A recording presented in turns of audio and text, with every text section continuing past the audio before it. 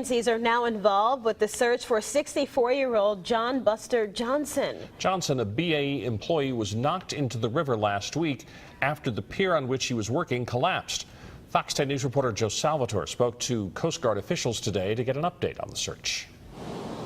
U.S. Coast Guard officials say it will take the lead role into the investigation and search for the missing BAE employee until he is found. Officials from OSHA, the NTSB, and the Mobile County Sheriff's Flotilla are also involved with the search and investigation. The Coast Guard's investigation is focused on the mooring bollards, which the Triumph was secured to with rope. Bollards are short, vertical iron posts shaped like a mushroom. Ships use them to secure ropes for towing, mooring, and other purposes.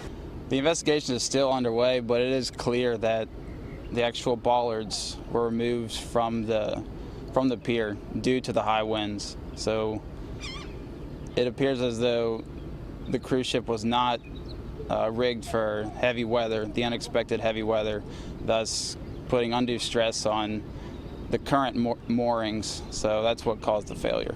Ensign Parker says the mooring bollards to which the Triumph was tied were ripped from their concrete base. The Coast Guard believes that the cruise ship struck the pier, tossing the guard shack into the Mobile River as the ship drifted onto the waterway.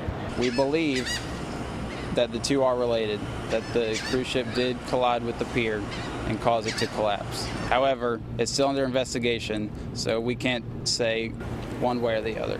Parker says BAE had several mooring bollards replaced last year, but he says the Coast Guard believes that the bollards that failed had not yet been replaced.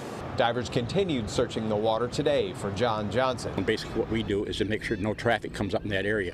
The Mobile River is certainly passable. There's not any hindrance to traffic there by any means. It's just to make sure that no one comes up in that cut sightseeing because we have divers down. Jensen is a volunteer for the Coast Guard and commander for the flotilla. Divers are searching an area of water on BAE property where the Triumph was being repaired.